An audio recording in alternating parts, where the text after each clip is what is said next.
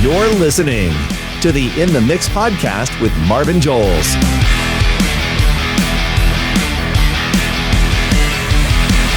Here's your host. Hey, everybody. Welcome back to another episode. Thanks that you're here and joining us. We really appreciate it. Today's guest, I actually got to spend some time with in paradise, which was, some people, I never said paradise, but everybody that I met there was like, oh, you're in paradise, or have fun in paradise, or it looks like paradise when we posted some pictures and stuff.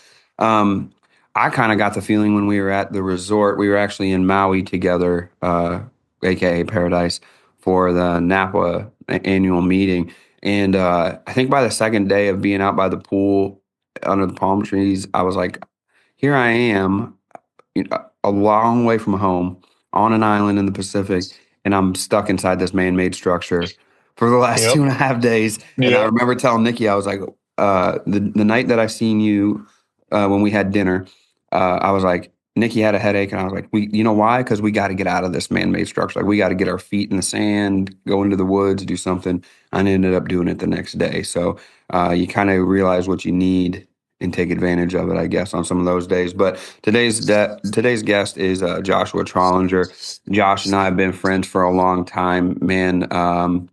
We went to a lot of shows together. We've had some dinners together. We've been able to hang out together, and we started to have some real conversation. So real quick, man, tell us, obviously I said your name, but you can tell your name and where you live at and what you do, if you would.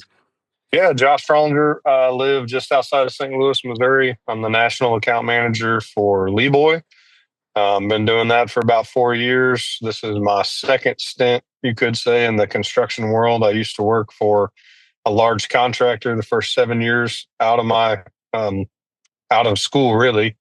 And I did everything there from estimation to plants and equipment management to special projects. And then I took a stint in the agriculture world for about 7 years and did territory management, governmental sales, and then came back into construction again with LeeBoy. And I don't know, man, once blacktop gets in your blood, it's kind of hard to not find yourself wanting to be there, right? Yeah. Once it's like what you know and it's in your blood, you can't really get it out of you. And then once you actually like get outside of just putting blacktop down and you get into like the conference world, the corporate world, the equipment, the material suppliers, the business side of it, the connections and everything, then it really starts to change. And you're like, man, there's so many different avenues you could be in, and there's so many different skill sets you could have, and you can still be in the asphalt industry. And oh man, and it's so big, but yet it's so tight knit. It's so small. There's so much that happens that if you just took a 10,000 foot overview of all the roads that we traverse every day of our life, you could boil it down to 100 places, 100 people, 100 companies. I mean, it's just so unbelievable to see how small people have such a large effect on the world. Yeah. And, we've spent time together at Paved and World of Asphalt, ConAg. Like, we've been a lot of places together. Oh, yeah. What never ceases to amaze me is like in Napa, when we were just at Napa, we were in a room with 1,000 people, and we could almost name every person and where they work and what they do. And then when you're at those conferences, and I know you're all stationary quite a bit at your booth, I'm roaming around. But at the same time, there'll be hundreds of people each day that I'm like, hey, what's up? Hey, what's up? Shaking hands, doing whatever. And I know that's the same for you all. It would be really neat to figure out how many actual people we know, because we were in a unique spot. I also have thought, like, how much capacity does my brain have to remember actually the people's names and where they work? Because it keeps going, it keeps growing. I don't seem like I forget people. I probably do if I don't see them for a while, but the actual people that I can name and know where they work, it's a lot. And it also is kind of overwhelming sometimes, because I know you like to hunt. I like to hunt. I don't get to do it as much as you get to, but I'm kind of a simple guy, really, right? But here we are. In asphalt is simple in its nature, but when you get to the back side of it, where you are and where I am, it gets a little complicated. There's a lot of moving parts and places we got to be. And, we spend a lot of time on the road more than other people. Some people spend more than us. I know that. But it just kind of gets me, it just kind of gets me thinking because it can have an effect over time. Sure. It can have an effect, right? Tell me what, I don't know, man. It's hard to ask this question to you. And it's the whole point of me asking the question. But what does an average day look like for you? Whether you're measuring an area for seal coating or for paving, it's very important to get that area exactly right so that you know your job costing. It's also important so that when you deliver that square footage to your client, you seem like you're a cut above because you know the exact square footage that their area is. Now, you can do this exactly with the Moser 2 Pro. They're making it easier than ever. I've been using this as of late. It's really neat. It's digital. It's on your phone. You can use the app, and it actually shows you like an elevation change in 3D rendering as well. And it captures those dimensions and calculates them instantly. So you have them right there on your phone. You can take the data and put that right onto your quote and send that over to your clients. So there's no more manual notes. The accuracy is incredibly improved. Moser 2 Pro is saving me time and enhancing my workflow because of this. If you're looking to upgrade your measuring process, visit Moser.com and use promo code X8Marvin or check the description for the link. Normally, 5 to 6 a.m. awake, and if that's not a travel day, if it's a travel day, it can be 2 o'clock in the morning to get up and go catch a flight or start a drive, depending on where we're going. And normally by 7 a.m. Central Time, and I'm basing everything off that because that's where I live, the phone's ringing.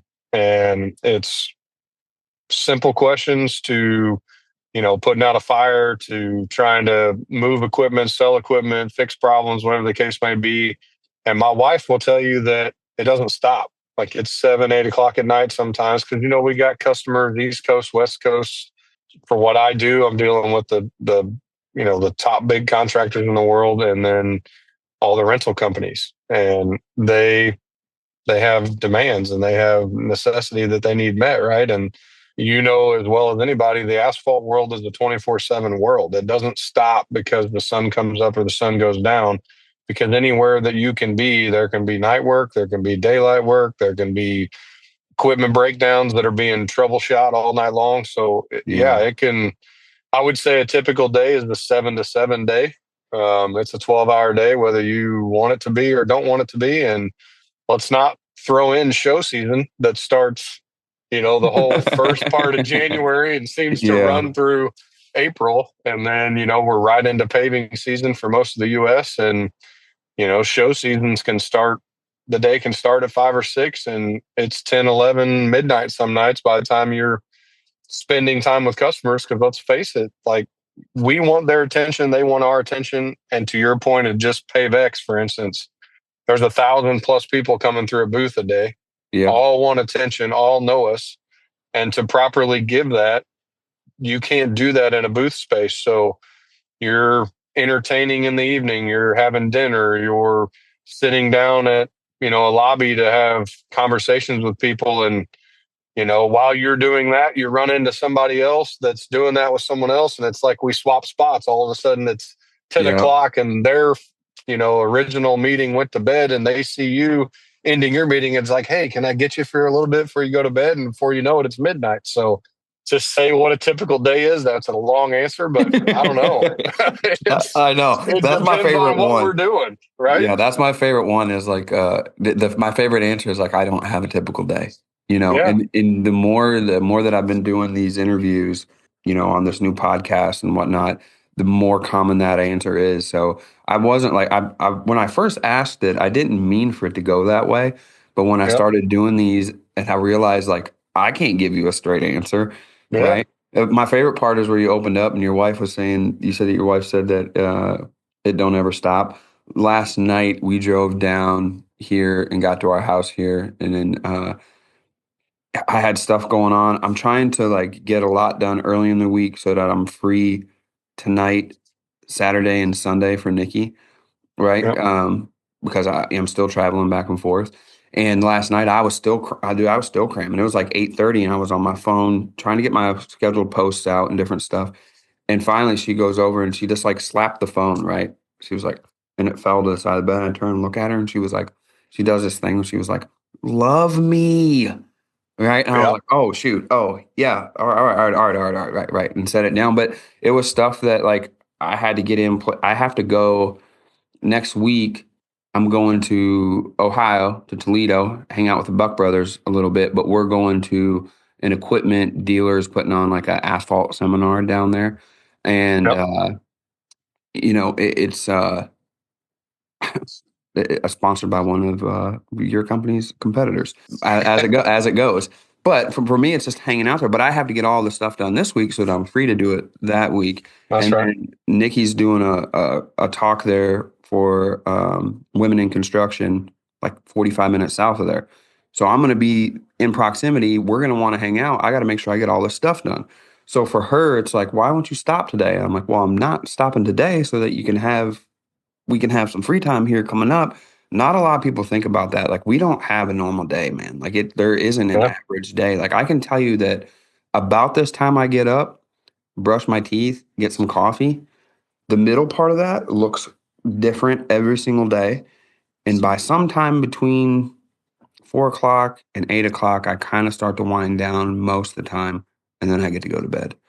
It don't look normal. Like we don't live a normal life. I've had people look at me and be like, "Man, you live a awesome life," right? And I'm like, "Well, there are times where I think about that." When we were in Maui, I was like, "Dude, Blacktop brought me here," right? Yeah. Which is crazy. And we're in Maui, and you and I have been other places, and I've made us stop and be like, "Dude, we're living a really cool life. We've been having some Yep. great bourbon, eating a steak and lobster, and just been on a beach somewhere." I'm like, "Dang, we live a cool life." But then at the same time, last night, Nikki slapped the phone out of my hands. I'm like, dude, I was making a mistake. Like that was a mistake to keep going and push Well, that far, but I needed to. So I have to do that in order to do the other parts that we think are cool and that oh people yeah. see are cool. I don't think a lot of people realize that. Yes, there's great highs and yes, there's great lows. I always tell Nikki sometimes I feel like if I was an average dude, if all I did was make blacktop black, come home, and that was on a schedule, I worked for somebody, maybe some of those things would be better for, Yep. right? But then there's other times where we're in Maui together. She's speaking, I'm attending a committee meeting. We attended it together, a committee Yep. meeting for Impact, and we wouldn't get to do that. So Yep. there's this dichotomy of I have to do this stuff in order for us to do cool stuff and have a life where we're like, whoa, we're really living.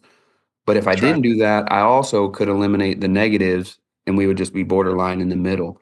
But you know me, I can't do Well, I that. think one thing that most people can't wrap their mind around, right, is so we went to Maui and people say, oh, but you get to go to Maui. And I'm like, correct. But we're there with a purpose. We're not Yeah, there to vacation.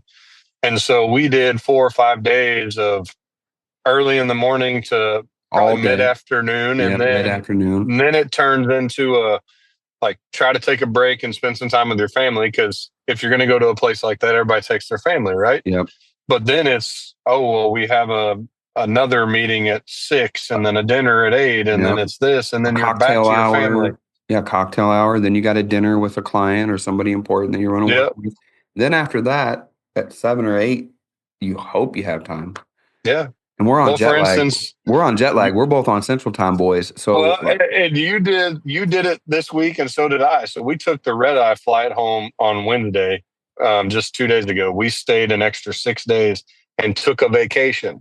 yeah. But every morning I was still on Central Time, so I was awake by 4 o'clock, and I Dead was, tired at 7. oh Yeah. my God. And I was Gosh. checking emails and I was forwarding things and I was taking phone calls. And my wife's like, aren't you on vacation? And I'm like, yes, but Yeah. in this world that we get to enjoy, my vacation is when you guys are finally awake and you guys are ready to go do, then I go do. But in the morning when I'm sitting there, I can't sit idle. So I'm doing stuff.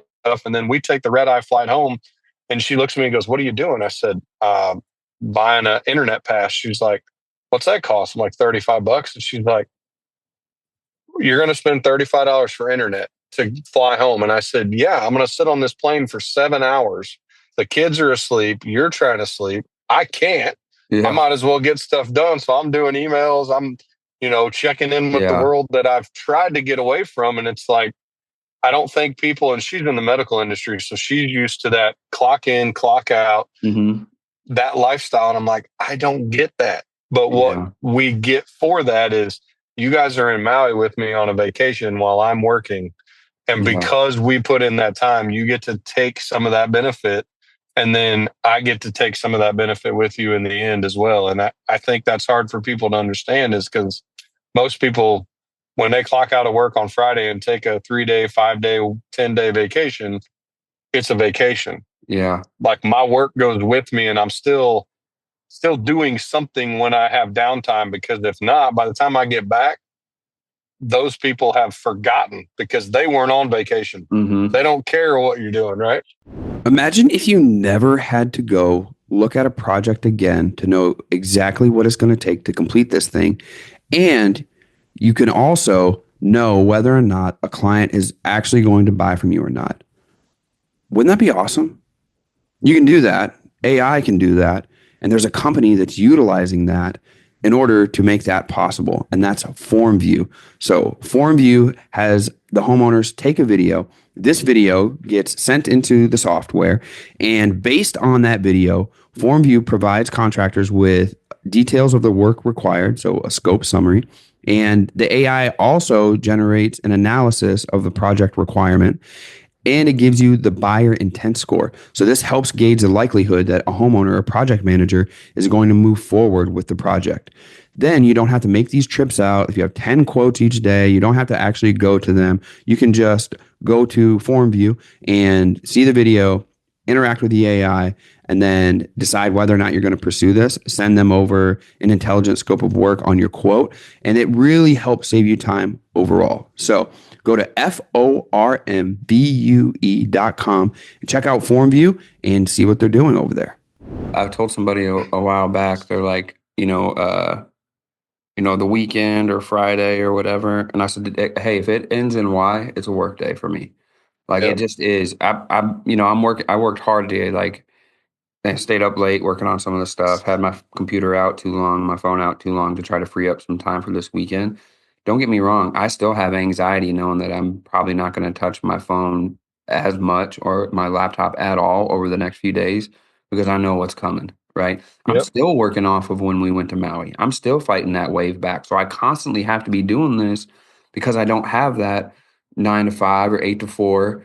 And I don't have just one task. I have tons. I can't just stop it, start it, stop it, Yep. start it. It don't work. So it's a unique thing. I wanted to comment on your buying your internet for $35. When we were at that table at Napa, I was like, man, Yep. you was like, hey, you got the Wi-Fi? I was like, no, man, and I don't got service. I don't got nothing. I was like, but I did see that like I can buy a pass here for $20, and I'm gonna be sitting here with you for a couple hours. I'm gonna buy it.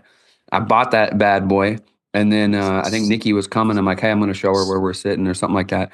And while I was out, you sent me a picture on the back of the Napa pack where it was like, here's your free Wi-Fi stuff. And I was like, shit. I was like, I just spent $20 and I've only had it for 10 minutes. I was like, dang, that's quite a going rate. I said down here. And yeah, everything was more expensive down there. I'll give you that. But I would have much rather spent $35 for 7 hours rather than 20 for 10 minutes.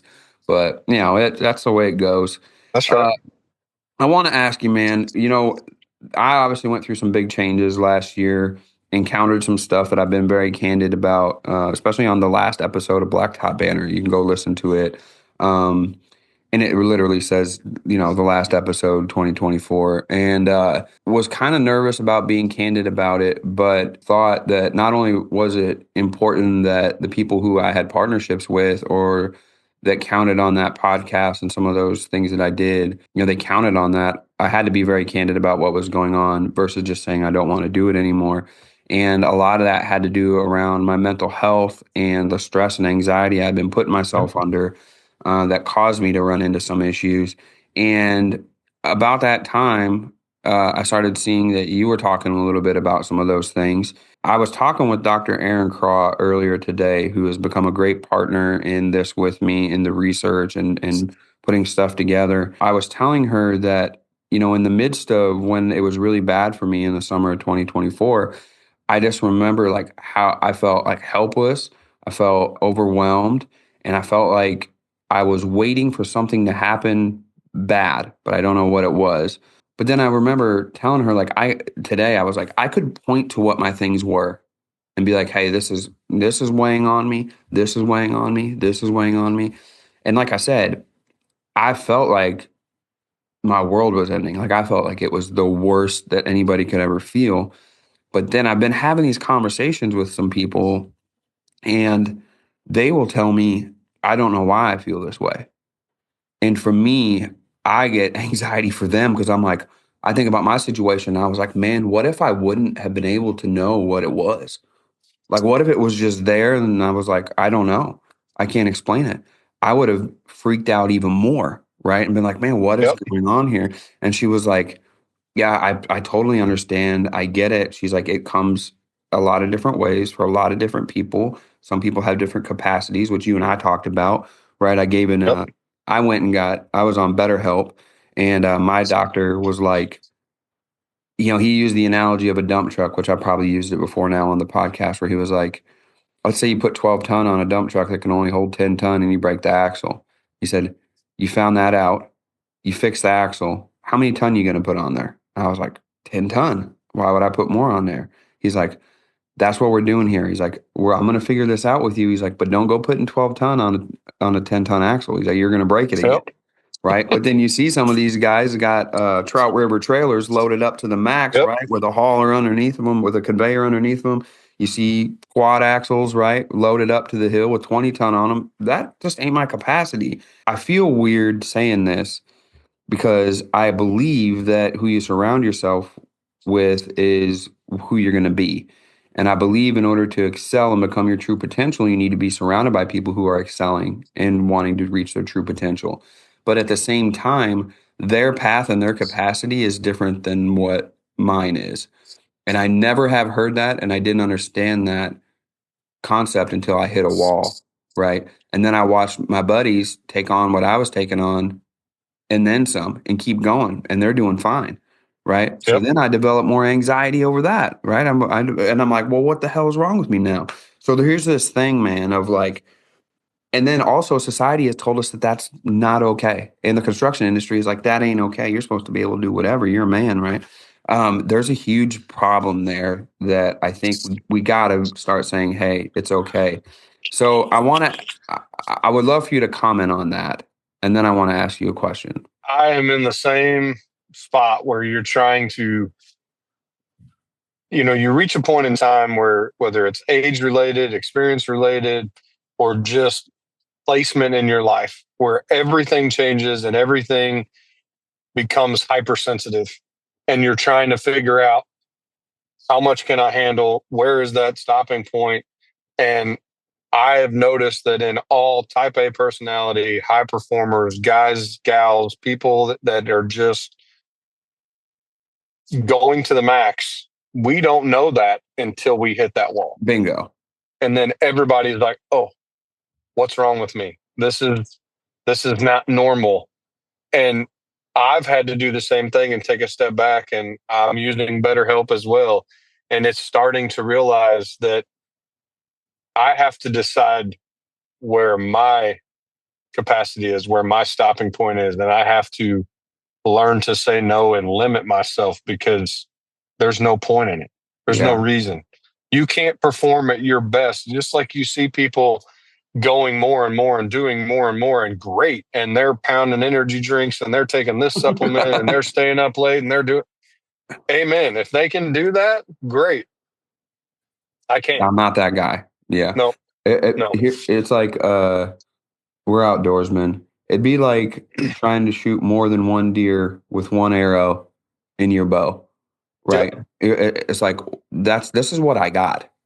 Yep. I can't bring you back two or three, right? It ain't gonna work, Yep. man. I got one arrow and one bow. This is what I can do. But it seems like we got other people who are bringing three of them up on the side by side, right? And you're like, That's right.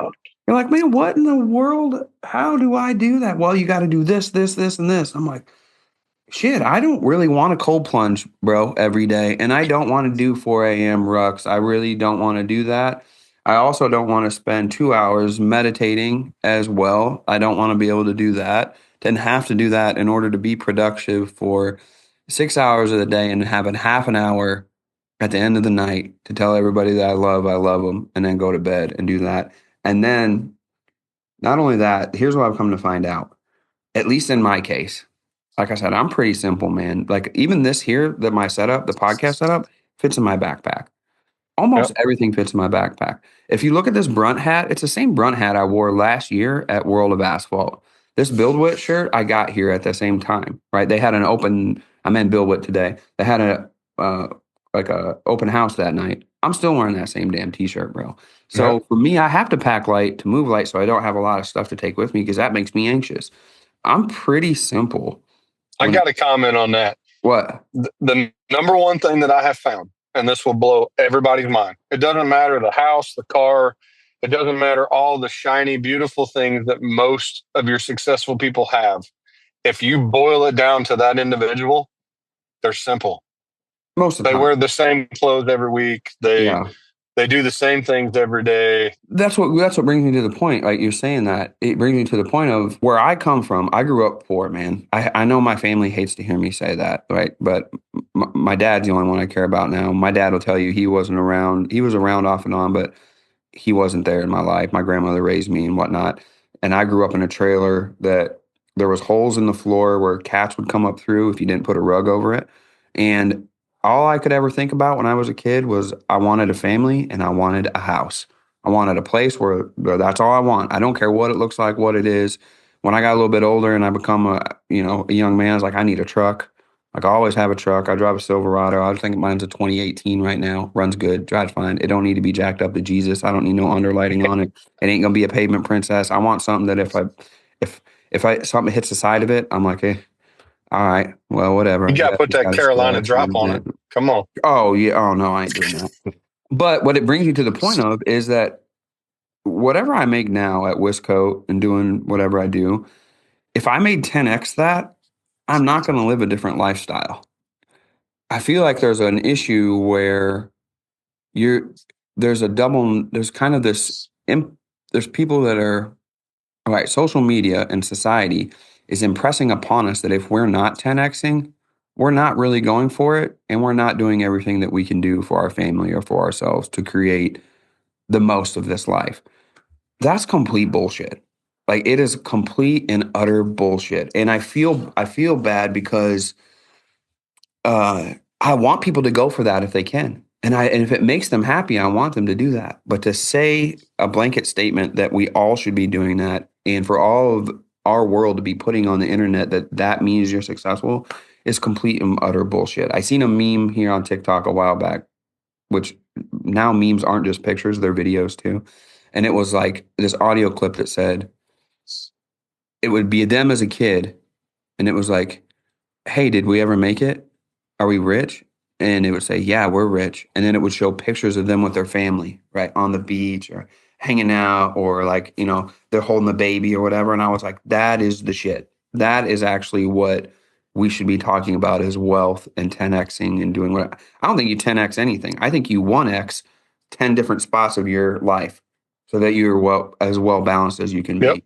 Because the more you pull from one, the less you're going to take from another and it's going to suffer. I do my best to try to balance everything out for everybody.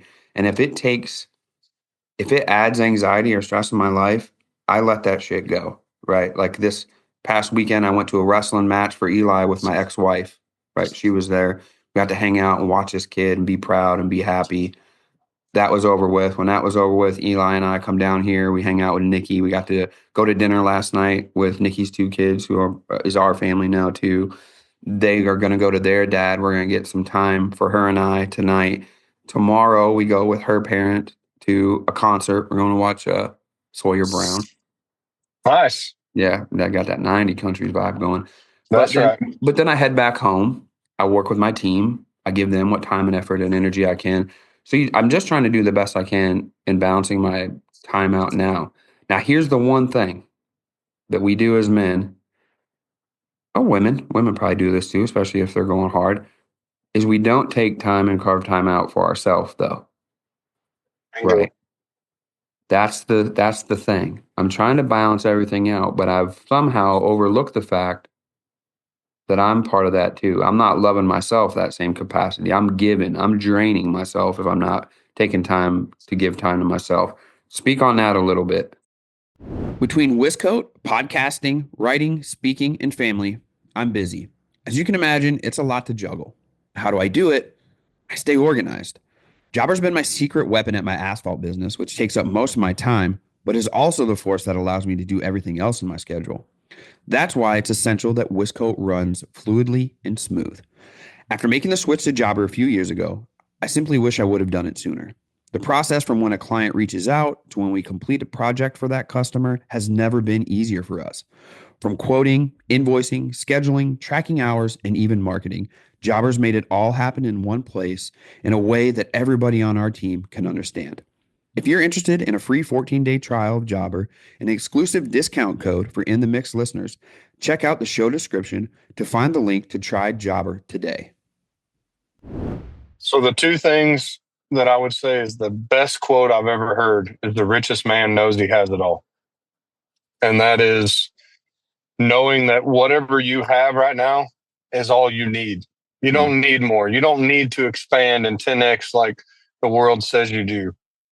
If you took a step back, and I heard this the other day, I don't remember if it was a meme or if it was one of the guys that I follow posted it, just him talking, and he said they did a poll with the children and said, if you could tell your daddy what you needed, what would it be? And he said, I just need him to love me. Mm-hmm. And we don't think about those things because we think about the tangible, the materialistic stuff. Mm-hmm. But when that kid even looks for at your you kid, and says, even for your kid, right? Like, man, I want to get my kid Eli. I'd love to get him a badass motorcycle. Right? And more times than not, like I see it, and I started noticing it more now. Like you go to the dinner, or you go different places, and you watch. And what is the difference between our parents of the '90s and the parents of today? And it's this phone. It's what we're using. They've got their face in that. And it's like, do you know your kids today? Do you know the things that they want? Do you know how they feel? All you got to do is love them and spend time with them. And that goes to your family. That goes to work. You know, my grandfather impressed on me so much as a kid. When you go to work, you leave the family at home and you go to work. But when you come home, you leave the work at work and you come home. Yeah. And our lives have changed so much that we don't have that luxury. It's not as easy as it is. We now have to make it a point. Like you said with Nikki, slap that phone down, love me. Yeah. And she's essentially doing the same thing and saying, you're putting so much into that. I need you to pour that same into me. Yeah. Old Marvin would have been like, don't you know I'm doing this for you? Yeah. Right. That old Marvin would be like that. Yeah. And then now new Marvin's like, oh shit, I'm fucking that up. Right. And God forgive me, not only for saying the F word, but for like ignoring the important parts of in my life when it comes to it. You know, I was telling you I'm going to Sawyer Brown, and he was talking about parents in the 90s. That I hope it's Alabama that sings that song where it's like, I'm in a hurry to get things done. I rush into life's no fun. That's essentially 100%. Like really what it is. And now I'm 39, really close to 40. And I kind of divide my life up into sections, and I'm like, let's say I get to 60. Let's say I get to 60. I'm 2/3 of the way through. Stop. Let's say I get to 80. I'm halfway through this mug. Let's say I get to 100. Let's say I get to 100. I'm 2/5 of the way through this thing. Right? I've used 40% of my time, and just now I'm starting to figure this out. So for me, it's really important now to be really critical of how I spend my time. Right? Yep. So I think that you got to start that by manifestation. I'm a firm believer, man, that I used to be the same way. And I used to say, I'll be lucky to make it to 60. I'll be lucky. And I started diving back into the word, and I started diving back into self-help and all the rest of that stuff. And there are so many studies that say the people that believe that and think that, it's the old saying, if you think it, you can achieve it. Mm-hmm. The same goes for... Scripture says, as a man thinketh, so is he. Right? Yep. As a man thinketh and in if his you heart. only think you're going to make it to 50, if you only think you're going to make it to 60, you're creating an end zone for your life that you don't need. Before I ask you the question that I've been putting off now for the last half an hour. I want to tell you a story real quick. My dad used to always tell us he was getting to 40. He's like, I'm probably only going to make it to 40. And Yep. he hit 40. And when he hit 40, he didn't have a heart attack, but he had an issue with his heart. And they had to do a heart cath to like check and see what all was going on. Right. He thought this was it. Like, Yep. this is it. And they're like, oh, no, there was we didn't find anything in there. You're probably good for another 20 years. Immediately when they said that and he believed it, and he's 56, 57 now, probably, right? He's like, oh, all right. Like, he just believed it. It was like he put Yep. emotion, was like, oh, you said that I'm good? Okay, I'm good then. Changed his Yep. lifestyle. He's down a lot of weight and takes it a little bit easier nowadays. That's right. Don't stress out so much. I want to ask you this past year, and now, you can be as candid with your journey as possible. It would be great if you were. What was the biggest challenge this past year for you? Like, if you could look at one and you could name it, what would it be? Accepting faith and understanding that Why? as, Why was that the as biggest challenge? because I grew up a God-fearing man. I grew up a guy devout in my religion, and through time, through life, through every excuse that I can come up with, I let that factor of my life take a back seat.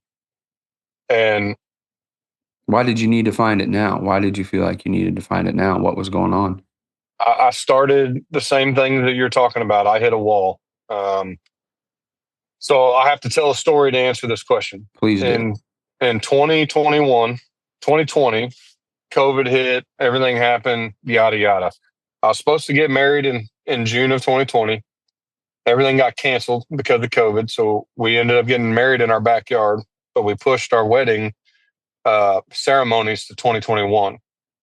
My wife gave birth to our daughter in 2019. So I had a new kid, COVID, the world shutting down, everything going awry. My wedding had to be postponed. Then we get our wedding in 21. In 22, my dad, who had been fighting dementia for the last 9 to 10 years of his life, started fading really, really fast. And in 22, he had some major issues. My mom's cancer came back. My wife was off and on with the pregnancy of our second child. And so in 21, I also changed jobs and I went to LeeBoy. So if you can imagine changing jobs, a baby on the ground, a baby on the way, getting married, and not only having the highest of highs, I killed the biggest buck of my life, set the Kansas state record for that deer. And 8 days later, I lost my dad. And I get choked up every time I talk about it. My world came to that wall. And Then what? we laid my dad, and I started the next year. All of a sudden, like, anxiety started hitting me. All of a sudden I started feeling heart issues, what I thought was heart issues. I started feeling all these things because I'm a big dude. I'm 6'4", I'm 300 pounds. Yeah. I'm not fat, No. but I'm big. Yeah, you could almost take me probably if we got into but all that stuff hit at one spot, and I was on a trip to Georgia for an archery tournament. I shoot so you can competitive remember archery it. on the side. You remember the moment. Oh man! And I'd had breakfast, lunch, had an espresso on the way down. We get to Chattanooga, Tennessee, and I look at my partner. I'm like, "You got to take me to the hospital." And he's like, "What?" I'm like, "My heart rate's 140 beats a minute sitting still. I can't function. I'm freaking out. We got to go." And so we whipped around, took me to the hospital, and went to a walk-in clinic. And I told them what was happening, and they're like, "Well, we don't treat anxiety." And I said, "Okay, I think I'm having a heart attack." And they're like, "Sit down." So they took me in, hooked me up to an EKG, went through the whole thing, and they're like, So you led with your anxiety symptoms? You led "Yes." with that? You I didn't led lead with with that. my heart's pumping out of my chest? Yeah, I said, I don't know if I'm having an anxiety attack. I don't know. I'm having these symptoms. Yeah. And they said, well, we don't treat that. You have to go to the ER. And I said, well, what if I'm having a heart attack because I can't tell the difference? And she said, okay, sit down. Wow. So my blood pressure was high. My heart rate was 120 beats a minute at that point. They hooked me up to an EKG. It comes back perfect. They run a bunch of other tests. They're like, we can advise you if you feel you still need to go to the ER, you should, but we don't see anything life threatening. We agree. We think you're having an anxiety attack. You had way too much caffeine today. We believe the caffeine is what induced that. And so I freaked out. Fast forward a couple months, I make it through that weekend. I come home. I go to my buddy's wedding the night before, and I'm like, his best man. We're just going to go spend the night together while his wife goes and her future wife goes and does her thing. We go to Top Gun. I'm sitting in Top Gun 2, and I can't even watch the movie because the adrenaline spikes start sending me into multiple times. I had to walk out of the theater. Wow, man. So we go to his wedding, have some drinks, have a good night, all the rest of that. I wake up the next morning. My heart rate's 140 beats a minute when I wake up, and I'm like, what the freak is going on? So finally, after 6 months of this, my wife said, you're going to the doctor. I don't care what you think, you're going to the doctor. I was like, okay. So I go to the doctor. They run some tests. Comes back. All my blood work's perfect. My blood pressure is good. My cholesterol is good. Everything's good. My doctor's like, you have anxiety. I was like, okay. So he puts me on Lexapro. Yeah, but you're like, well, yeah, but I'm having heart issues and I'm having physiological issues, right? And even right now, trying to tell you this, like I'm feeling it in my chest again. Like it's all coming back. It stays fresh, man. It stays raw. It's been you 2 ever years. think? See, mine ended up being panic disorder, right? Which caused anxiety, which caused my panic disorder to take on. And at least that's what they diagnosed me with, whatever. But I never thought that it would have a physiological effect on my body like it does. Like it just doesn't make sense that because I'm thinking these things, my heart is going to start functioning different. My body's going to start functioning different. That don't, for me, listen, the skid steer don't move unless you push the skid steer don't move unless you push something forward.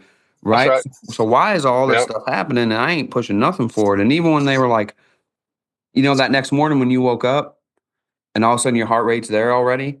Yep. Because of stuff that you thought before that you're not even thinking about now, your body is still in that fight or flight state. It just it doesn't make sense. I've said this before on the podcast when we talk about this thing.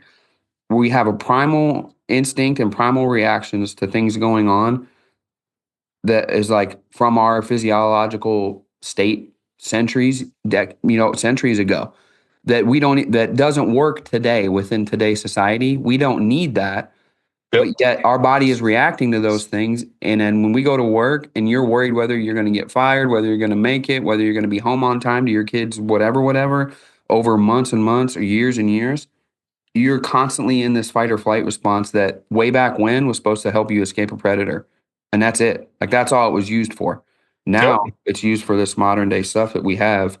And it's just, we're in the same boat. When you talk about your situation and my situation, when I've recounted it before on the podcast, we're in the same exact boat. It's the same exact thing.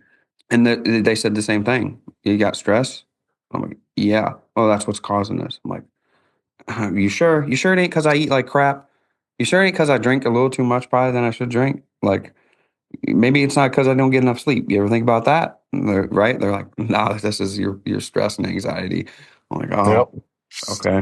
Which all of those things that you said affect that stress and anxiety. Not getting enough sleep doesn't allow your adrenal glands and your cortisol and everything to balance think about right out. now. You're thinking about it right now, and that's causing it. Yeah. So then if something happened, dude, that's what I felt bad about. Looking back on it now, so stupid, man.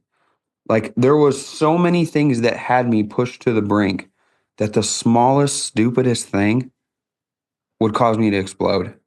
So I was recently on my way back down to Tennessee, and I was going through Indiana, doing some heavy highway construction there, and I seen them paving at night, and they had these lights on the back of the paver that illuminated the whole area. You could see the skid steers, you could see the dump trucks, you could see everything.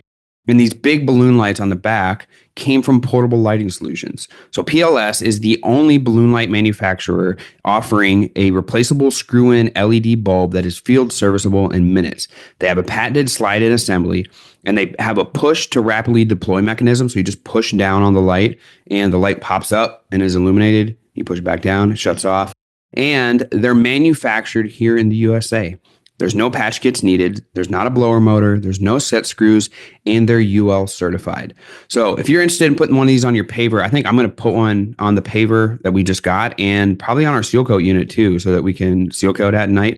You can hop over to portablelightingsolutions.net and put an order in and find yours today. They are ARA members, APWA members, and Women of Asphalt members as well. Once again, that's portablelightingsolutions.net. Likely the person that I love the most in this world. I love my daughter immensely, but me and Eli got something that I noticed not a lot of people have. And man, he would do something. Now this gets me choked up. If he spilled a glass of water on the table, for me, it was the end of the world, dude. And I would say stuff to this kid and make him feel stuff and say stuff to him that for a period of time there, whether it was a year and a half, 2 years, whatever, looking back on, I'm ashamed that I would let myself talk to him like that or about stupid stuff like that don't mean anything, especially now that I went through a lot of stuff and I've let a lot of stuff go. Yep. Back now, I'm like, man, that wasn't nothing. And to be honest with you, as bad as I hate the situation that I went through and that I'm still working on and that you went through and that you're working on, it sure does make regular day stuff, once you realize it, it sure does make it fall off. It's like, a joke, like water, man. dude. Like water on a duck's back, dude. It's like nothing. You know, Nikki will come at me with some stuff sometimes like, oh God. And I'm like, that's it? Yeah. But That's what you're excited about? Dang. I was like, you go to bed tomorrow morning, this problem's probably going to take care of itself.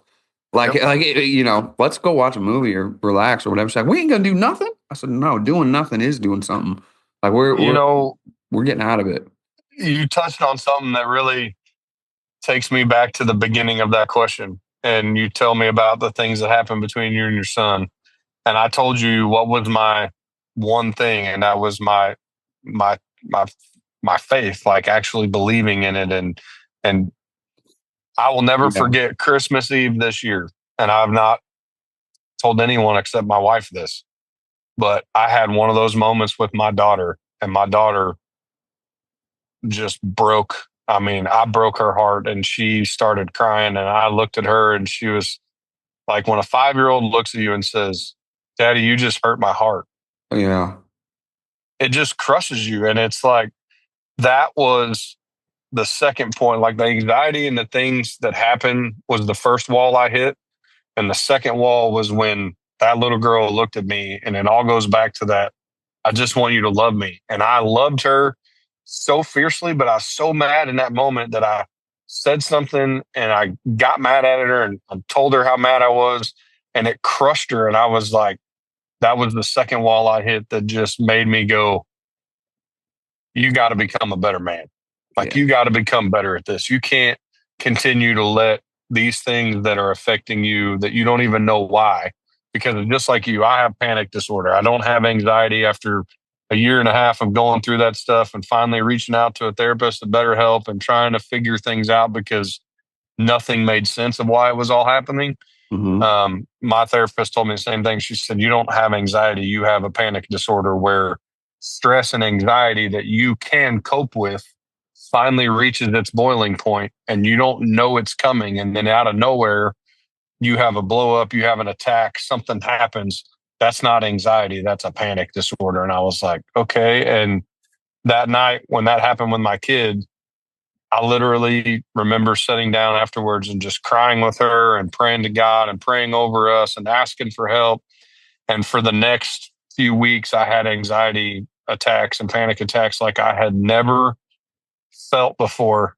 And I remember one night I told my wife, I was like, I got to go take a bath, take a shower, something. I need to go be alone and try to decompress. I don't know what's happening, but I need to go decompress. And I remember just standing there in a hot shower, praying to God and saying, I commit.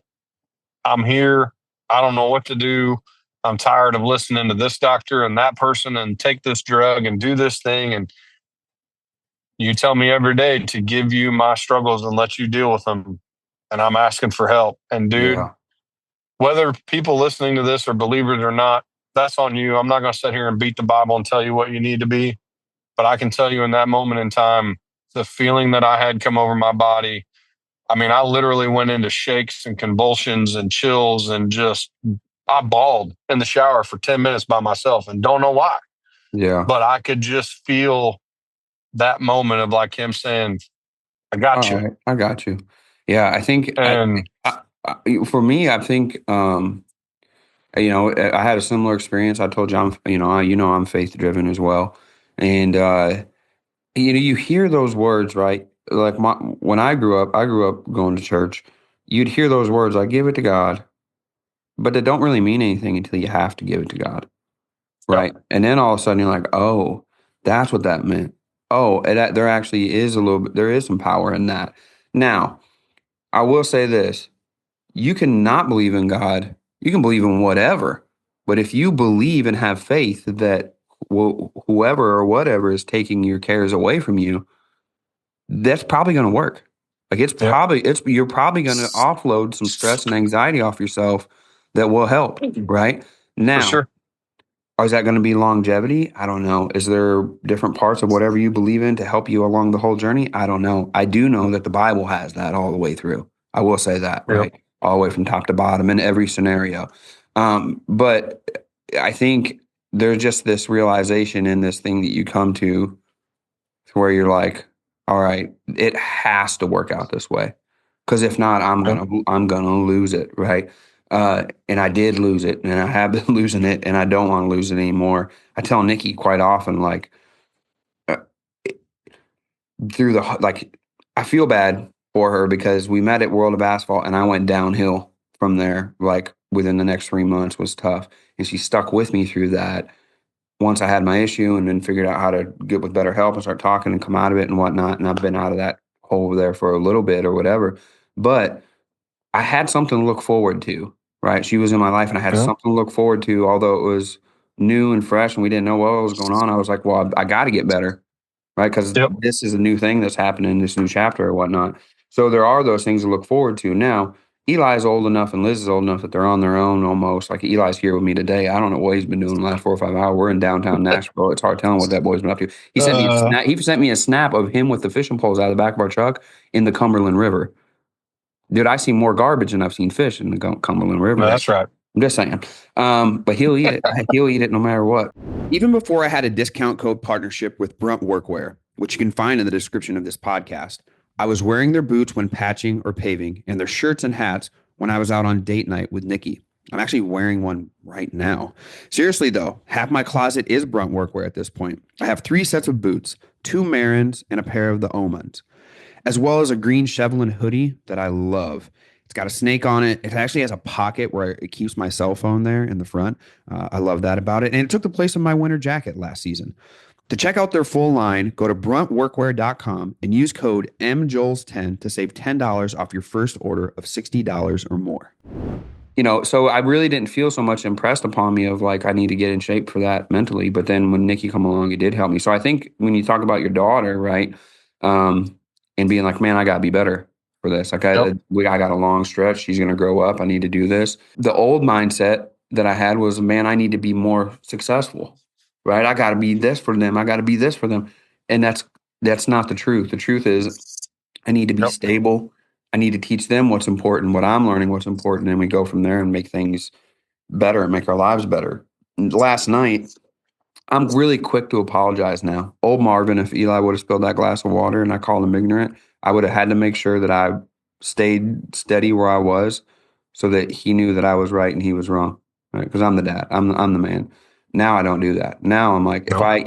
if I even make somebody whimper or if I get a look of like a half of a sad eye, I'm like, shit, oh shoot, I'm sorry. I'm sorry. Nikki's daughter last night, she got play sand out in the garage and Eli was down to help her. And I was like, y'all got to get this picked up before we get in here and eat. She's all right. And I said, and I'm gonna shut the door and I ain't letting you guys in until you guys pick that up. And she started crying, freaking out, right? Like, oh my God. And I opened the door right away and I'm like, I'm just joking. She's like, oh, I'm still crying. Well, then they picked it up real quick and she come in and was still sad. I had to go to her on the couch. I'm like, I'm sorry. I didn't know that you were going to react like that. I just was joking. I just was Yep. because I'm so scared that like that maybe that stays a core memory if I don't apologize on the spot, if I don't figure it out. And she's like, I remember that time you did this. Now I'm hoping that it's just a blip that just gets passed by. She's like, oh, and right now she's thinking he just was playing, he apologized, whatever, and it goes away because that's really what it was. But I worry about some of the times, like Eli can recount some of the times now when he was real little, when I did stuff, and he was like, remember when you did that? And I was like, no. He's like, Yep. yeah, you did that. And for me, I'm like, that made a huge impression on him. And for me, it didn't mean nothing. And most of the time he remembers some pretty cool stuff. But if something bad happens or he sees something happen to somebody else or whatever, he's like, you remember when you did that to me? And I'm like, dang, dude, I made some stupid mistakes for no damn reason when I was back there. And the worst part is those were subconscious. You didn't even Yeah, realize you were doing it. no, It had just become part of your motor normal program of routine. daily business. Yeah, man. Yep. Yeah, man. And me thinking, man, why can't you just be like this and understand this? Asking him, well, you should know better Yep. than that, right? We've done talked about this or this. I got this going on. Can't you understand that? And Yep. well, why would he understand it, man? He was 7 years old, 8 years old, 9 years old, 10 years old. It's even Yep. right now, he don't understand it, right? Like Yep. we're talking about, when we were moving down here and everything, and he was like, well, I want to get into, I'll just finish school out there in Russell State down there. I'm like, they don't line up. Those seasons don't line up. You don't understand Yeah. that. Well, then let's just move right now. I can't move right now. There's stuff I have to do. Like, you don't understand that, right? And, the boy's got a mustache, but that don't mean he's got it all figured out. I can tell you that much. I hope he's listening so he remembers that. I want to ask you something else, man. Yep. You kind of talked about, your biggest challenge within the past year and how you overcame it, and it's been your faith within this last year. What about the single hardest thing you've ever went through in your entire life? Do you think that that's the same thing, or what do you think it Uh, really is? And you can bubble down. Like, I know you gave us a collection of things that happened so recently, but what would be the single hardest thing ever in Josh's life? it kind of does fall in line with that. And the reason I say that is because, so I'm writing a book and it's called A Half-Life Mortal's Journey. And it's literally about the first 40 years of my life, but there's 10 short stories that I break up and there's a poem that goes with each one.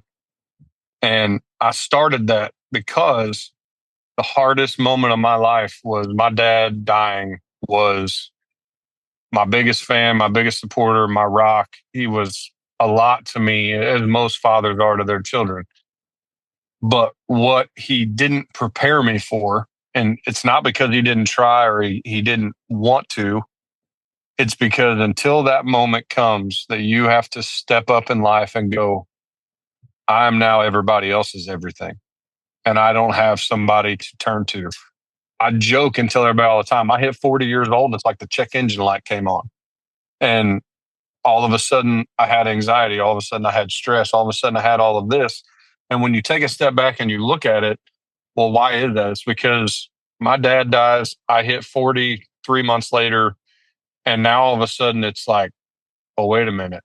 I have two kids. I have a wife. I have responsibilities. I have a mother that now has lost her reason for living outside of her kids and her family. I mean, she lost her best friend. And so it really hit me at one point that it was like a man, a woman, a child, a human goes through two phases of life. They go through the live like you're dying phase, which I equate as the first half of your life. Mm-hmm. And then all of a sudden, there comes a breaking point in everybody's life, whether you want to call it a midlife crisis, whatever it is. And all of a sudden, you realize now I really get to live like I'm dying because now I'm on the backward slide of what, to your point earlier, I've only made it 30% of my life, 40% of my life. And now all of a sudden, I've got all of this stuff that I want to do. And you start to realize that there is a finish line. Mm-hmm. And what in that finish line are you going to look back on and say, how did I make a difference? Where Yeah. did I make a difference? Did I make a difference? And if I didn't, I don't want to live the next half of my life saying, I wish I would have done this over. And I think my dad dying closed that chapter for me because we always said we're going to the mountains. We're going to go elk hunt. We're going to go do this. We're going to do that. And we never did it. Mm-hmm. And now I'm living in this moment where it's like, I took my daughter trapping with me a couple of weeks ago, and we trapped a fox, and she got to experience that. And my wife, like, we went to Hawaii. I was going to hunt while we were in Maui. And it just didn't work out. And my wife's like, why are you wanting to do that? I said, because there's going to come a point in time when I reach the finish line, and I don't want to look back and say all the things I wish I would have done. I want to say, I gave my daughter this experience. I gave my son this experience. I gave myself this experience. I gave us. And it's not just trips or things or whatever. It's, I want to sit in the floor and play with my kids. So to your point about Eli, can look back and say, I remember when my daddy taught me to ride a bike. Mm-hmm. I remember when daddy taught me to go fishing. I remember being present. Yeah. And I think at that moment in life, I realized how I wasn't present. Yeah. And that was what I want to be. I want to be present, not only for my work and the things that I do, because I think that there is that balance. Like, we need to be present when we're there, because whether we want to admit it or not, money makes the world go round. It makes our life function. Yeah. But understanding that the richest man knows he has enough and has it all is realizing that what I have now is more than I need. It's being present in every single one of these moments moving forward will make an impression and a lasting difference on all the people that you touch. Yeah. And for me, that was the breaking point. That was the hardest part, is realizing that it's time to be present. I've been here and I've done a lot, but I haven't been present in every moment. And I want to be that. I used to be 300 pounds, 297 to be exact. And if you're around me at Asphalt or construction expos or in my circle, you remember that Marvin. I'm not him anymore. I've all but eliminated the choices that got me there in the first place. And I'm down about 100 pounds over the last few years, all from making better choices. I know it's hard in our industry to find time and that those gas station stops are way too convenient, but we in our industry aren't getting enough of what we need to live healthy and stay productive, with those choices being our constant. Besides prepping my own food, I choose foods and supplements from First Form to help me get to where I need to be, along with a regular exercise routine. You've seen my posts over the last few years about using First Form's products to get what I need into my body on the road and keeping out excess of what I don't need or want. I use at least one First Form product every day to ensure I stay on track. I've worked way too hard to let this slip. If you use the link in the episode description, you'll get free shipping on orders over $75 from First Form today. If you reach out to me personally via DM or email, I would love to tell you about what I use and my experiences using First Form's products.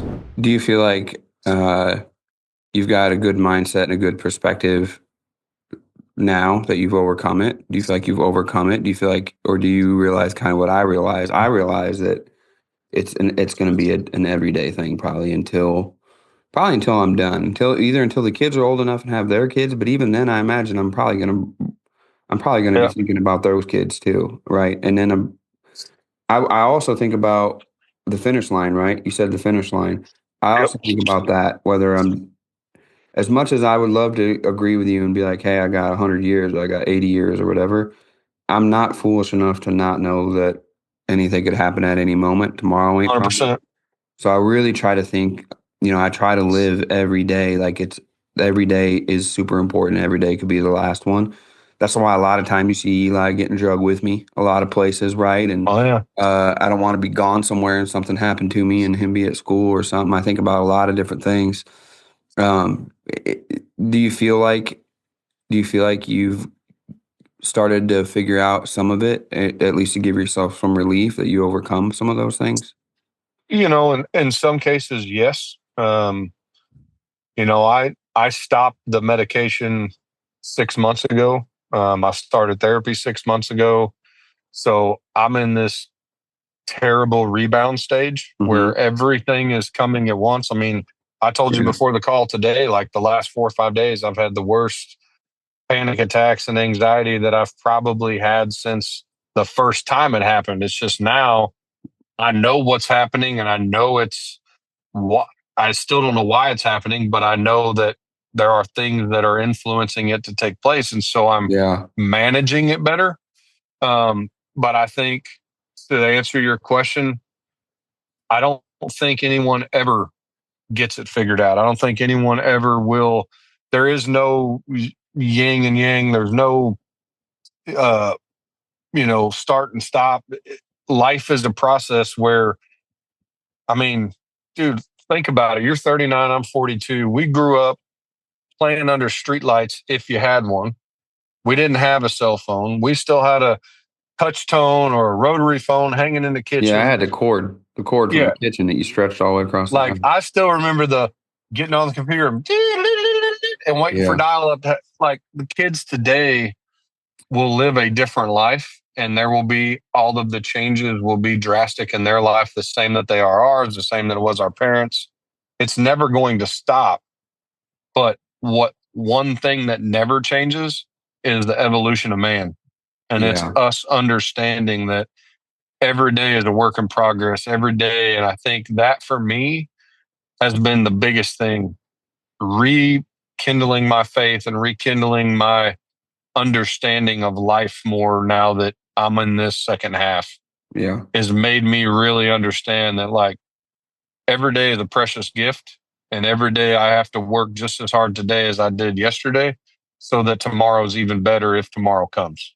Well, that's the next question is like, what has life taught you? How do you gain perspective and how do you use those lessons? But you kind of sum that up there. So I worry a little bit about whether or not I was doing it right, whether or not I provided what I should have provided. I feel like I might have missed the mark sometimes with Eli, just because I can look back or he'll bring up those situations. I'm like, oh, dang, uh, maybe I did miss it. The biggest thing that I've learned in a lot of this comes from what with the deal with Eli. So this Christmas, Eli bought me a gift. Kid never buys me anything, right? And it was a David Beckham soccer jersey. It was on my bed. I was like, "Whose is this?" He's like, "That's yours." I said, "That ain't mine." He's like, "Yeah, it is. I bought it for you." And I was like, "Well, why would you buy it for me?" "Because you like David Beckham." I'm like, "Yeah, that's true." I'm like, there's a lot of David Beckham. So why'd you buy it for me? I just wanted to. I was like, "All right, cool." I don't even think it was Christmas. I think it was before Christmas. I think it was like around my birthday or something even. But then here a few weeks ago, he got me pretty deep. He sent me a meme or something, and it was a refrigerator full of food, right? And it was crown molding up on a room, and it was a truck, I think, and then there was a palm tree. People growing down the road with palm trees, and the thing said, "Realizing that your dad did everything he did 24/7 so that you could have the things that he never had." Right, and then it just shows a dad and a kid hugging, right, as well, Yep. and it was just like, man, all these times I was like, "Man, you don't get it, you don't get it, you don't get it, you don't get it," and then all of a sudden he sends you that right after a while, and I'm like, "Oh, yeah, I got it. he gets it, right, he gets it," and we've been fortunate that the asphalt industry does a lot of things, man. It does a lot of things that there's a lot of good byproducts that come from it, and it does things that it doesn't really intend to do. He's seen people, we go by the LeeBoy booth, man, and he's like, man, why don't we got this? Why don't we got that 1000 with the legend screed? Right? He's like, why? And then we'll go buy another one, buy a different booth. He's like, how come we don't got that? How come we didn't buy that? I said, bro, I was getting us out of the gutter. I'm good. Like Yep. I have no desire to go there and put that stress on me and have to put these machines to use. I build a foundation. If you want to do that or you want to take a shot at it even, I'm here for you. I will help you. I'll run it. I'll do whatever. But that ain't me. I did Yep. what I was supposed to do so that we could have what we got. Now, if you want to do something beyond that, go ahead. If not, bro, if you want to do what we do and go into Cumberland River and throw a line in and that makes you happy and you're doing it with your kid, I want that for you. I just want you to Yep. be happy. And it made me, I've always said, don't take everything so serious. And I think that was the problem. I think for a long time, I took everything way too serious. Right. And looking back now, there's things Yep. that still hurt. Like there's stuff, if I think about it, like really vivid memories or things that happened to me that still hurt. They didn't kill me. And I'm not the only person to recover from them. A lot of people recover from them, Sure. and they live good lives. Like, don't take it so serious. I feel like in the moment, it feels cataclysmic. Like, there's times, very candidly, where I was like, dude, I'm better off dead than feeling this way right now all the time. I know that. So what's my options? Die or figure out how to not feel like this, right? And you feel helpless a lot of times. You feel like, I don't know how to not feel like this. I don't know if there is a way to not feel like this. And it feels so bad that you feel like if you could have figured out a way to get out of it already, you would have. And it takes a lot of being humble. And through some of these conversations, there's people who, much like you and I, if you see us on a show floor, we're smiling, man. Oh yeah. Right? Well, you ain't gonna catch me feeling it right then and there. That's for sure. And there's a lot of people who I've caught on the floor that I've been having conversations with now, where I was like, dude, I had no idea. And then I think about my situation after they tell me Yep. theirs, and I was like, dude, mine was peanuts. Like, I almost feel embarrassed sometimes to tell you that I had a panic attack, or was stressed or had anxiety, because they had it a lot worse and I would have never known. The biggest thing is, through all these conversations, I found out, like, when they would relax and not put so much emphasis on them being successful, or their kids having this or that, or being able to post this on the internet or not, they lived a lot happier lives, dude. Like, that's Oh how yeah. they came out of it, was like, we're not going to take this so serious. If my counterpart who I work with wants to take it serious and have it be pressure on them, cool. But at the moment that they try to put any pressure on me, and that's not my life anymore, I ain't doing that. Nope. You go ahead. You have all you want. I'm not going Yep. to have it. We had a half day there. The normal people that didn't get to stay at Maui an extra 6 or 7 days, we had a half day on the last day we were there before my red eye. And I was we went for a walk, Nikki and I did, on the lava fields at this place called La Perouse. We thought there was a beach there. There totally wasn't. Nikki was in Birkenstocks. I was carrying towels in a beach bag. We walked like 2 or 3 miles through lava fields to try to find a beach that didn't exist. We turned around, came back, and halfway there was a beach called McKenna Beach. And I was walking on this beach with Nikki, and all of a sudden I hear Marvin.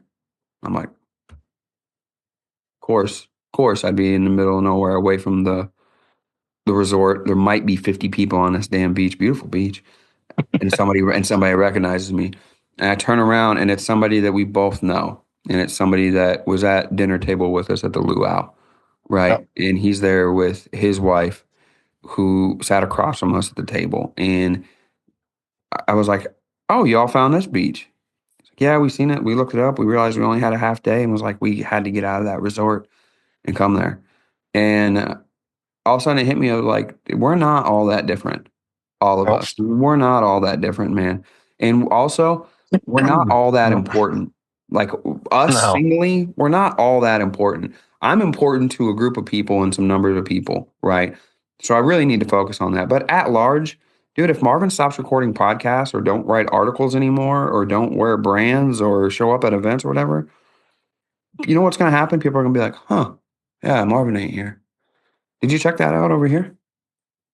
That's Yep. it. It's that there's not a whole lot there, right? So for Yep. me, it was like, I'm not going to take that so seriously, because the amount of stress and anxiety I had once I realized I should stop Blacktop Banner and reset. I had stress and anxiety about talking to you all, to my other partners, to our other friends, to the people I worked for, even contractors who I knew loved BB and the resources that we brought to them.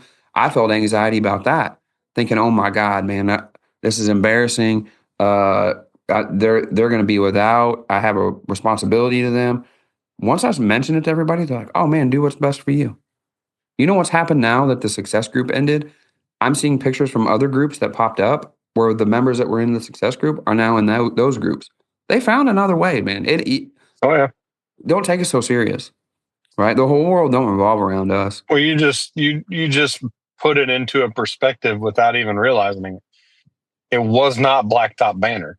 It was you. Right, right, right. And that's 100% it. Like, we're all expendable. There's another resource out there that someone Yeah, can take.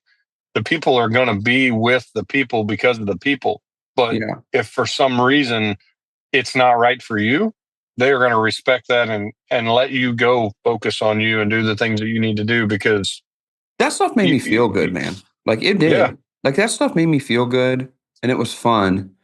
Also, what came with it was feeling important, which I was really worried about because I don't like that. And it also Yep. came with a little bit, as much as I love hearing, "Hey, Marvin," and I turn around, I really enjoy it if it's somebody that I know, right? Yep. But when it's somebody that I don't know, then all of a sudden there's this thing of, "Man, I watched all your stuff. I'm a big fan, dude." This, and I'm like, That's cool."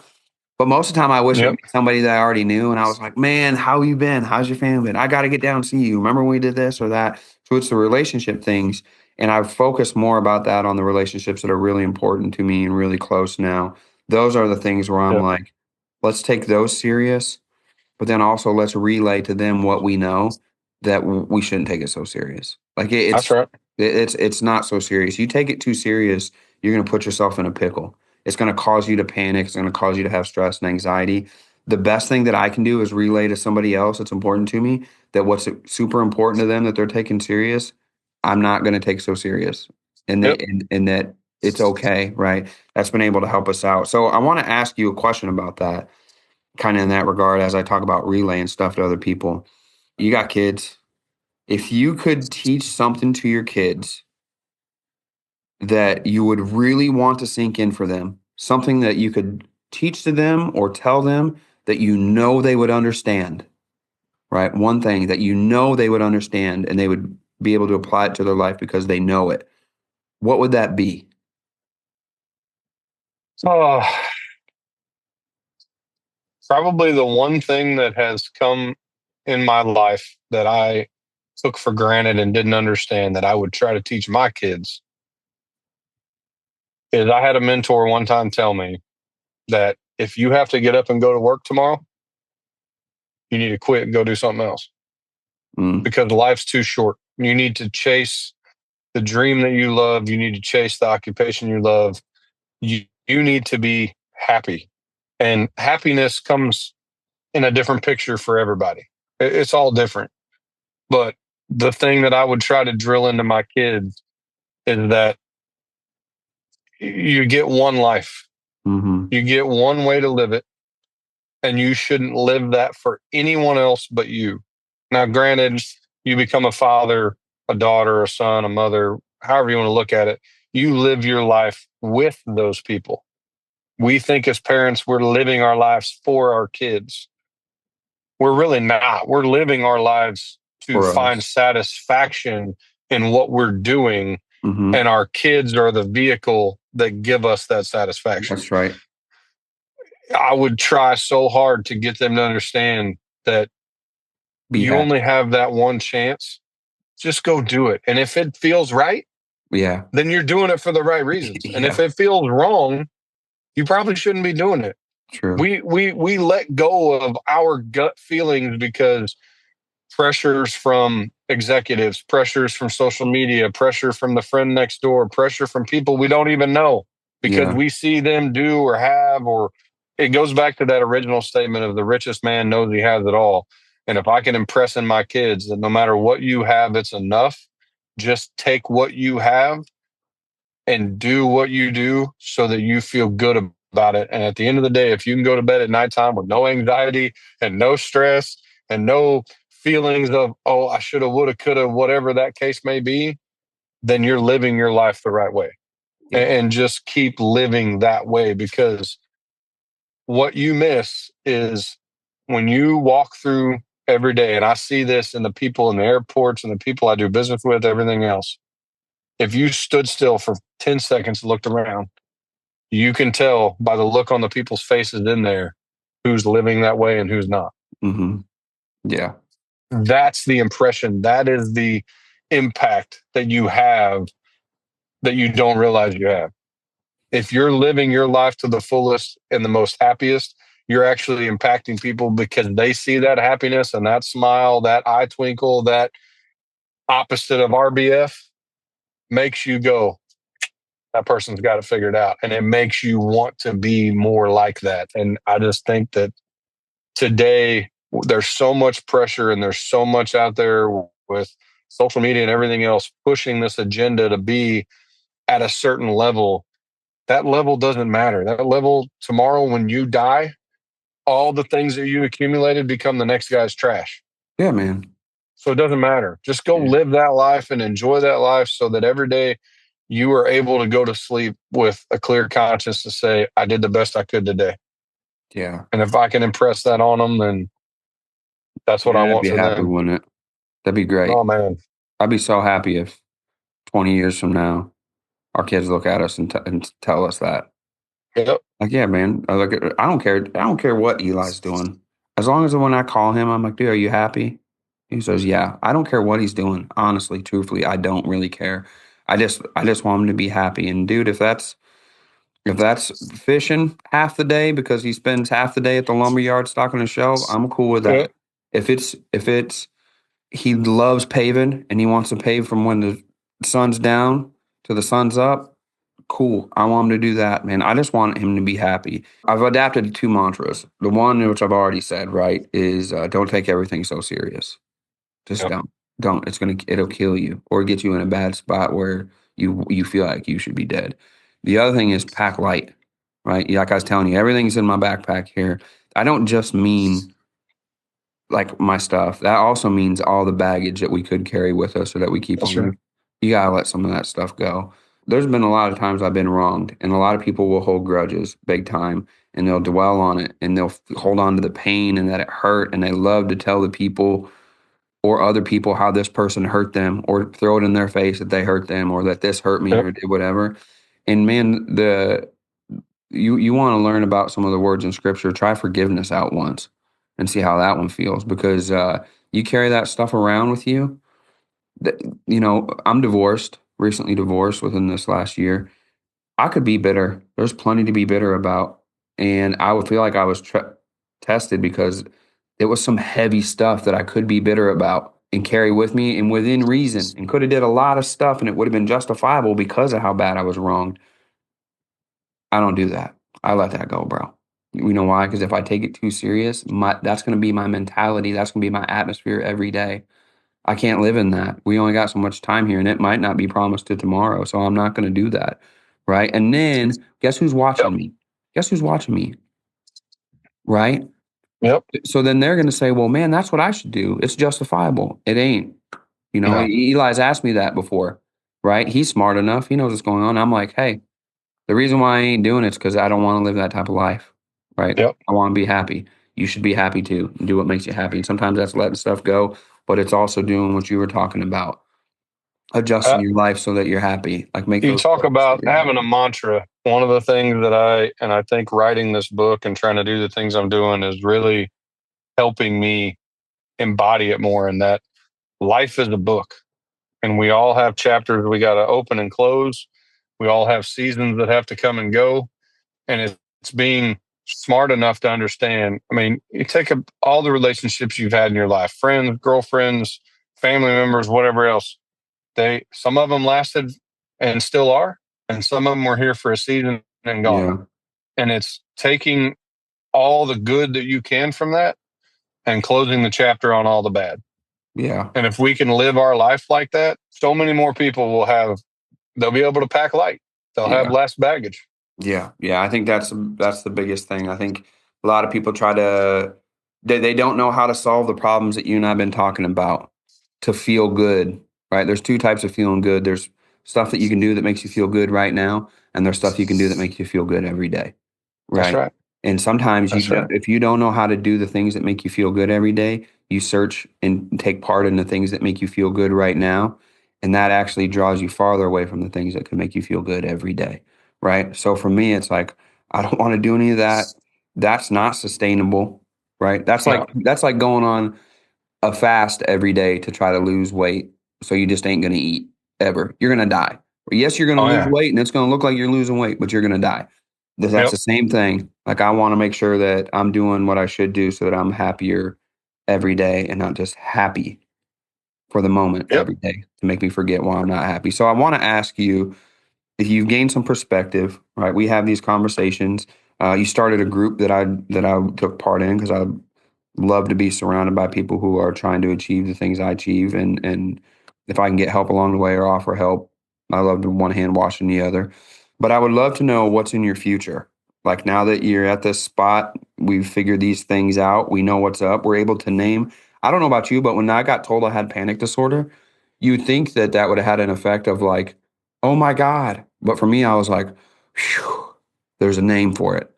That means that Yep. somebody has encountered this before, right? I felt relief when they said that. So now that you have a name for what is going on, that you know that there's other people, right? You and I are pretty Yep. candid with each other, and we've found a lot of people along Oh this yeah. journey now that we've been open about it. What does your future look like? I know you're going to be at conferences and whatnot with me. I know we're going to be having some great meals together and whatnot in the Yep. future. My kids are going to grow up. We're going to try to get in the outdoors. But what does the future look like for Josh? Man, the world's an oyster. It's so bright. I, I have so one of the coolest things that I've done, and it's part of my future, is like I've literally started to set a lot more short-term goals, Okay. like things that I want to accomplish each month, each week, each day, each year. And I have physically sat down with my wife and I've wrote out like I want to do these things by this. I want to start doing this by, I want to be like, I would tell you right now, I want to work 10 more years doing what I'm doing and either be able to scale back at that point and take a job local or take, whatever. Like those are thoughts that are in my plan. But those are the futuristic plans. The immediate future plans, I started a group after talking to my therapist and after praying about it a bunch that I realized there are so many men and there are so many women that will not open up. They will not do what you and I are doing. And they Hmm. all think that we're all struggling with our own thing that nobody else has. Correct. And I went out on a limb and said, I'm not doing a New Year's resolution this year. And you and I have talked about this. Yep. I just put a video out and said, I'm struggling. And here's what I'm struggling with. And here's why I'm struggling with it. And here's how I think we can help each other. And if you're in the same spot, come to me, let's talk, let's whatever. And I started a group and it blew me away how 50 some people in the first hour joined that group. Yeah. People that I've known my entire life that would tell you that I was the Navy SEAL mindset friend that they had. I was never weak. I was never this. I was never that. And literally reached out to me and said, I can't believe you're struggling. Why? What happened? What are you Hmm. dealing with?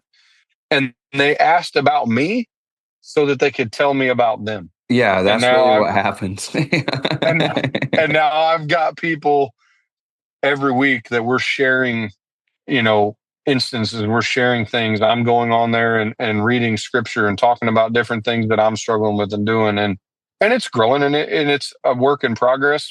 So what I see is that, man, I'm really taking a step back to be a better dad. I'm taking a step back to be a better friend. I'm really getting up every day and saying, all right, what would God want me to do today? How would He want me to interact with the people I'm going to interact with? How can to change the world, you got to change one life. Hmm. And I've literally just taken today to say, how can I change my family's life? And who's one person today outside of my immediate family that I can impact? And Yeah. that's what I'm trying to do. I'm literally just trying to reach out to that friend that I haven't talked to in a while, add somebody to that group that I see struggling on social media that's begging for help. I mean, it is mind blowing to me in 2025 how many people I see that are struggling with things that are now saying, I want help. Yeah. But it's just like someone flipped a switch and said, let's talk about this. Hmm. And everybody's starting to talk about, I mean, you did it, I did it. Hmm. People at work that I'm good friends with are now telling me about the things that they're fighting with. And I think that that's a beautiful thing. And I think for everybody, if we can do that and be more open, that's what the world's missing. Everybody lives this closeted life of perfection on the outside when keeping up with the Joneses is not what everybody's doing. Everybody's just trying to keep up with themselves and they're falling short every day. Just talk to somebody. And so Yeah. for me in my future, like in 10 minutes, I got to jump on a call with my therapist to continue these discussions. And yet Yeah. here I am for the last hour and a half getting to talk to you about it. And I think that's what's so beautiful about all of this is it's like, if you sit down and talk to any executive, any high performing person, whether it's just the guy that wants to spray seal coat the best, to the guy on the screed, to the dad that wants to be the best dad, to the best CEO growing the biggest company. We all have the same aspirations, and none of us know how to get there. Yeah. We're just trying. Well, to your point, right? You started a group, said, "Hey, I'm struggling. I want to figure out how we can all talk together and help each other out." And you get that much interest that quick. If it would have been, "Hey, I'm starting a business. I'm trying to figure out, how we make business," or "I'm struggling in my business. Let's all get together and talk about how we can get out of it." You probably wouldn't have got as much interest. If you would have been like, No. "Hey, I'm a soft around the midsection here. I'm trying to, figure out how to get off. Who all wants to join in?" You probably wouldn't have got much interest. But when you No. say, "I'm struggling with this thing, I'm starting a group, and if you would like to join so we can talk about it, join," and then you get 50 people within an hour, there's a problem. There's an Yep. issue. There's something that we're all dealing with in society that has changed. Now, thank God that some of that stigma is kind of going away, and we've seen some enough negative effects over mental health over the last 20 years to where people are like, "Okay, I want to be open. Okay, I want to talk about this because I don't want to deal with this anymore." Right? Yep. I think it's a good thing. And listen, I've always told people this, Josh, from when they would come to me for seal coat advice or asphalt advice, whatever. I'm like, I'm not the guy to give you every answer. I'm the guy that can point you in the right direction or is going to find it out with you, and we're going to find it Yep. out together. And I'm cool with that. So I'm glad that's part of your future, man. I'm glad that we're hopefully get to be able to talk about this and work together some more here in the future and attend to stuff that we Dude. always do. But I got a feeling that there's some parts here where we're going to be able to do some cool stuff together and make a difference in other people's lives and our lives along the way, and just figure out how to be happy. Like I just want our industry to figure out how to be happy. We all work really hard. We make enough money. We do a lot in this industry. We do way too much to not be happy with the opportunities and the work that we have within our industry and The whatnot. three biggest things that I would say to anybody listening is, if you think you need more, you need to take a step back and say, what could I do with less? That's number one. Mm-hmm. Number two, everybody out there has something that you're going through. We're all not that different. Mm-hmm. What would it do for you trying to get more if you talked more? Yeah. What if you did more on that aspect? Would it change that end goal in your life? Yeah. And the third thing is, we saw this slide together at Napa, and they talked about the mental health in our industry and the suicide, the drug overdoses, all the things that are so rampant.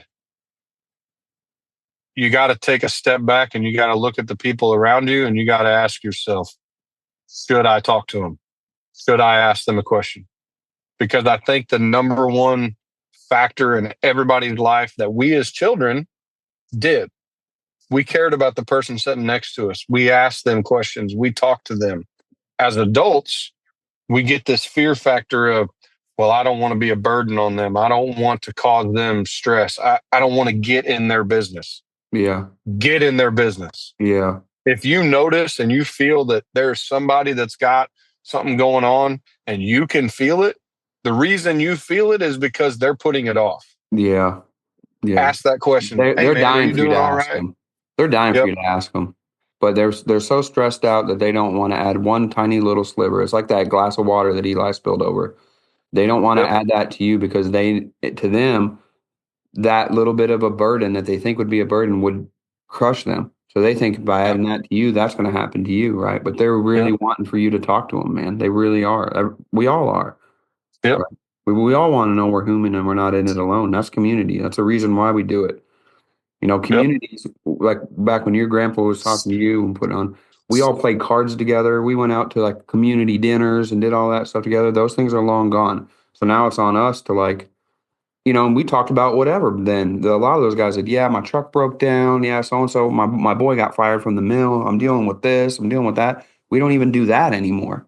Not just like Yes. everything else in life. And when we did that, it seemed like everybody was doing a lot better. We were each other's support group. For sure. For sure. Yeah, those things have changed. So don't feel so shy to not do it anymore. That's Man, right. I really appreciate you joining me for this one. We got to Anytime, do it brother. again. Absolutely. We got to do it again. For the listeners, we really appreciate you. If you want to find Josh, you can find him. He's on LinkedIn, I believe. That's where Yep. I keep up with him quite a bit. and we'll put his name here in the description and whatnot. And as always, you can find his group too. If you go on Facebook, you can find and talk about the group. And if you want to have any questions or whatever, reach out to me via DM. Otherwise, we really appreciate you for sharing your thoughts and experiences with us today, man. If it helps one person, I've done my job. Yeah. I feel like one person.